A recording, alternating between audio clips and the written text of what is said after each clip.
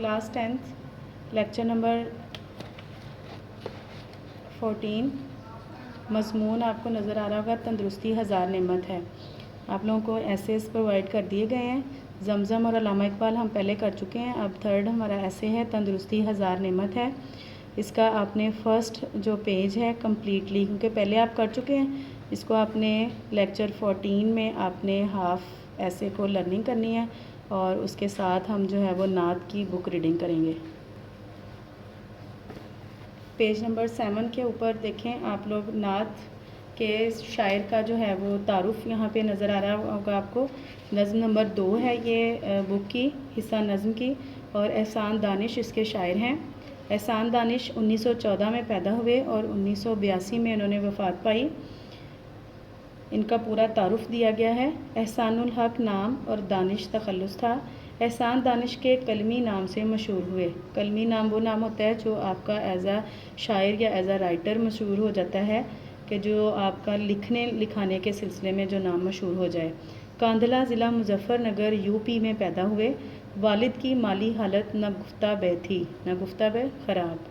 अरबी और फ़ारसी हाफ़िज़ मोहम्मद मुस्तफ़ा से पढ़ी। स्कूल में सिर्फ चंद जमातें पढ़ सके और गुर्बत की वजह से तालीम का सिलसिला मुनक़ता करना पड़ा।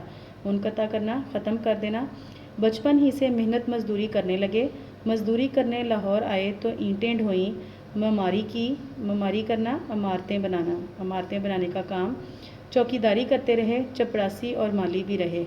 इस दौरान में लाइब्रेरियों में भी जाते रहे और मुताला जारी रखा। मौजू तबा थे, यानी अच्छी तबीयत के थे। मौजू अच्छी, मुनासिब, तबा तबीयत के। शेर गोई का शौक़ भी था। शेर गोई, शेर कहने का। काजी मोहम्मद ज़की की सोहबत मिली तो शेर कहने लगे। एहसान दानिश कादरुल कलाम शायर थे। कादरुल कलाम, कलाम पर कुदरत रखने वाला। उनकी शायरी मशरकी इक़दार की आईनादार है। आईनादार, अक्कासी करती है। उन्हें गज़ल और नज़्म दोनों पर यकसा कुदरत हासिल थी, यकसा बराबर। मगर उनकी वजह शोहरत उनकी नज़में हैं। उनकी नज़मों में जहाँ आम आदमी के दुखों का इजहार मिलता है, वहाँ कुदरती मनाजिर की उम्दा तस्वीर कशी की गई है। उन्हें मज़दूर शायर कहा जाता है। इसको ख़ास तौर पे मार्क करें इस लाइन को। ये ऑब्जेक्टिव बहुत ज़्यादा पूछा जाता है कि कौन से शायर हैं जो मज़दूर शायर के नाम से पहचाने जाते हैं। एक ये ऑब्जेक्टिव और एक एहसान दानिश कादरुल कलाम शायर थे, इसको भी मार्क करें कि किस शायर को कादरुल कलाम शायर कहा जाता है। ये दोनों ऑब्जेक्टिव जो हैं बहुत ज़्यादा आते हैं पास पेपर में।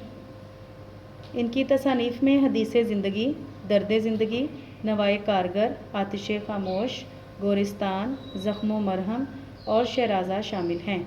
उनकी आप बीती जहाने दानिश बहुत मकबूल हुई। नात है इसके बाद पेज नंबर 8 के ऊपर। तदरीसी मकासद हैं इसके। तुलबा को नात के महासिन से आगाह करना। महासिन उसकी खूबियों से, कि नात जो है वो नबी करीम सल्लल्लाहु अलैहि वसल्लम की तारीफ़ को कहा जाता है। आप वसल्लम की तारीफ़ में अशार लिखना नात कहलाता है। हुब्बे तुलबा में हुब्बे रसूल वसल्लम का जज्बा उजागर करना, यानी जब हम नात पढ़ें तो नहायत अदब और एहतराम से हज़ूर वसल्लम की मोहब्बत का जज्बा हमारे दिलों में मौजूद होना चाहिए।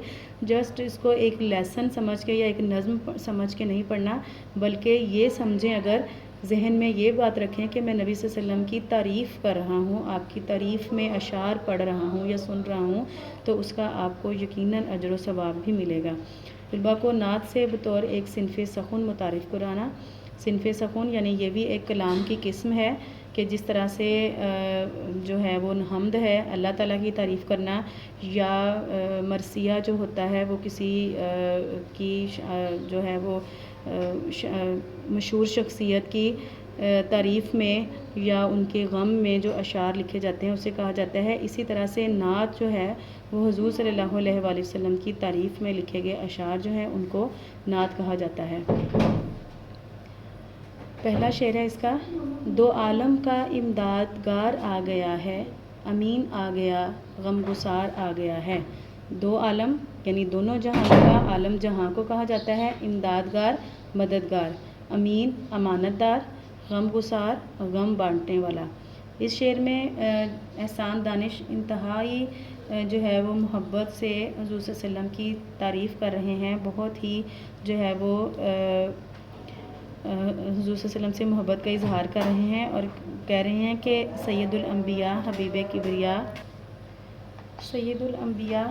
کبریا حضرت محمد صلی اللہ علیہ وآلہ وسلم دو جہانوں میں مددگار بن کر آئے ہیں۔ آپ صلی اللہ علیہ وسلم کو مددگار، امدادگار کا نام دیا ہے انہوں نے۔ حضور صلی اللہ علیہ وسلم کی صفت بیان کر رہے ہیں کہ آپ صلی اللہ علیہ وسلم جو ہیں وہ دونوں جہانوں میں جو ہے وہ ہماری مدد کریں گے، نہ صرف اس جہاں میں بلکہ آخرت میں بھی ہماری بخشش کا سبب بنیں گے۔ اور اس کے بعد آپ صلی اللہ علیہ وسلم کی دو اور صفات بیان کی ہیں اسی شعر میں۔